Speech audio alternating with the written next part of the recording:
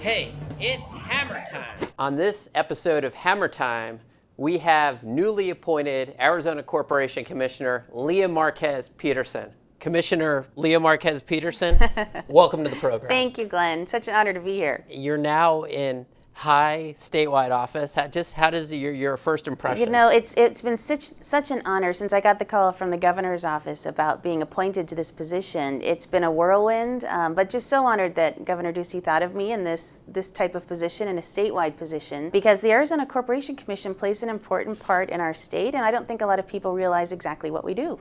What do you do? Good question.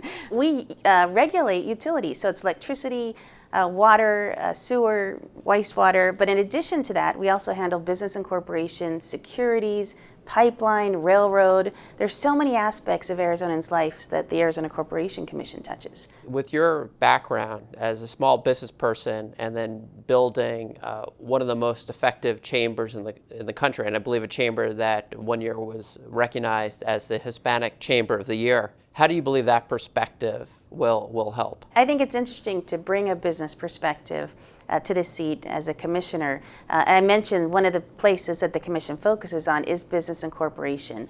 So I'm as interested as others in streamlining the way to do business in Arizona, how to make it simpler. You know as well as I that more than 94% of the businesses in Arizona are small business. So right now you have to go to a myriad of websites to try to, whether it's incorporate or get your tax status put in place or your trademark, your trade name, and I'd like to see what I can do to help. I know that you were recognized before the appointment by the governor. You were appointed by Governor Ducey to be the co-chair of the Arizona Zanjeros with Arizona Cardinals owner Michael Bidwell. Can you maybe talk a little bit about that experience? Absolutely. So Governor Ducey created the Zanjeros really to help and promote that Arizona is such a great place to work, live, play. We work directly with companies that were interested in doing business in Arizona. Very interesting concept and group that helped kind of lift Arizona and promote economic prosperity. I think my role at the Arizona Corporation Commission can also be helpful in that regard. The platform we place to ensure that we are a very attractive state in which companies can relocate because they can be assured that we've got safe, reliable, affordable utilities, and that perhaps it's easier to do business as we work on kind of streamlining that process. I'd like to continue that work. That's important because that certainly is a factor, and safety, security, affordability of energy supplies. That is always a detail that comes into play, particularly for some of the larger manufacturers and energy users. No, absolutely. And the number of water companies in the state, there are, I think, close to 500 water companies, a lot of them small businesses that are operating throughout the state of Arizona. I find that very interesting. What can I do to help? So learning a lot as I'm jumping into this new adventure. And I also know we could talk about some of the larger companies, but for small business, we know that if there's not that access to affordable and reliable power, that could even be a bigger problem, because we know with some of the misguided ballot efforts, there was no balancing between clean energy, affordable energy, and security. No, absolutely. So, and just imagine as a small business, you need that consistency or certainty. And if there's a lack of reliability or costs suddenly increase dramatically, I mean, yeah, that would certainly impact your business. During your time at the Tucson Hispanic Chamber, you were also a model chamber in terms of how you interacted with our friend and neighbor and ally, Mexico. Can you talk a little bit about that experience and what your thinking was in terms of the role of the chamber? So the chamber I ran was a Tucson Hispanic Chamber in the southern part of our state, and we really believed that we could do so much for businesses beyond Tucson. So we launched affiliated chambers in Nogales, Douglas, Sierra Vista, and then also started working with folks throughout the region. Really supported the idea of really Arizona, Sonora, mega region, which you've heard Governor Ducey talk about quite a bit, and I know you support that also. So we started taking trips, trade mission trips, going to Agua Prieta or Nogales or Hermosillo, building relationships through the other chambers of commerce and government officials. We know that a lot of business and trade is done through relationships. So over my almost 10 years at the Chamber, we did a lot to try and build those connections for our members. Several times when I was in Mexico, and Sonora in particular, I would be at a meeting and they'd say, "Do you know Lea Márquez Peterson?"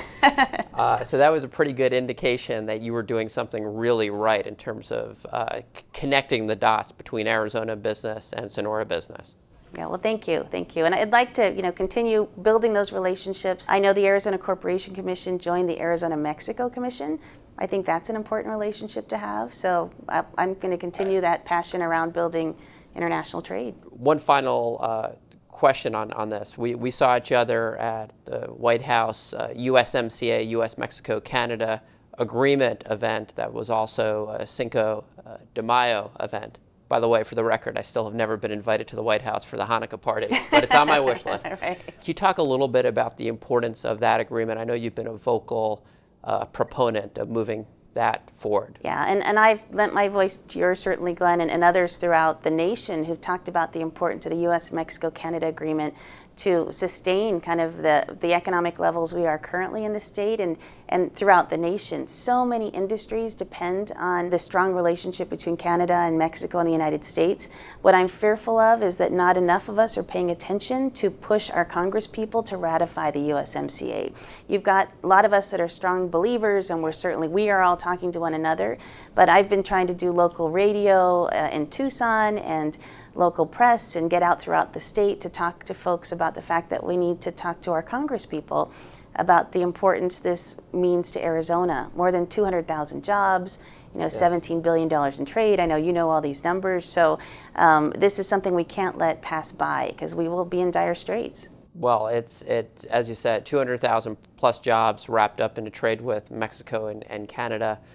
My opinion, it's probably the best trade agreement this country has ever negotiated. There's some things we could do on energy, there's some things we could do on water, but we have to make sure our members of Congress pass this and we can move forward. Absolutely. Just a couple of quick hits.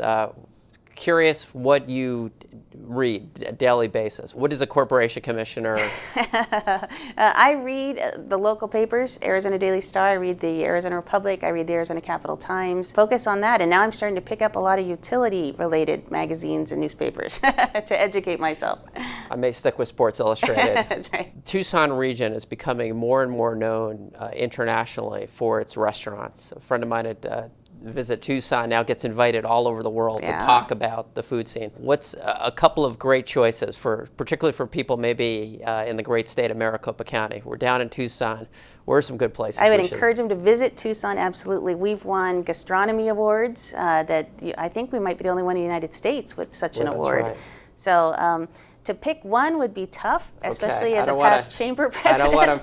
But I'll tell you, El Chato, which is owned by the Flores family, has multiple styles of cuisine, certainly Mexican cuisine, and they've won awards, but they've just opened Chato Vida. They've got a steak location, they've got a fish location, so they're doing some exciting stuff in Tucson. I would check out one of those locally owned businesses. That's a great selection. It's one of my absolute favorite restaurants in the world, so that's a good one for the viewers. And I want to just ask, because I'm a big trivia guy, is it true, are you the first Republican Latina to serve in statewide office? I'm actually the first Latina to serve in statewide office Period. In the state of Arizona, which was shocking to me. In our entire history. Yeah, regardless of party. So, yeah, very honored. Wow.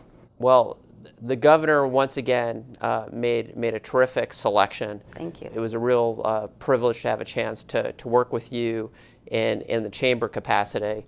And I could just say that for the people of Arizona, we've got someone who I know will do a great job, bring great dignity, and will weigh all the different issues in a way that benefit the people of Arizona. Oh, and thank you, Glenn. And I'd encourage, the number one question I'm getting from folks is, what is the Arizona Corporation Commission? So I encourage folks to go to azcc.gov and learn more. See about the topics we're talking about. It's more than just great big utility rate cases. There's so much more to our agenda. So I encourage people to take a look. Well, it's considered to be the fourth branch of government, and it's an extremely important one. And just thank you for your willingness to step up and to serve. Lea Márquez Peterson, brand new member of the Arizona Corporation Commission. Thank you for joining us. Thank you.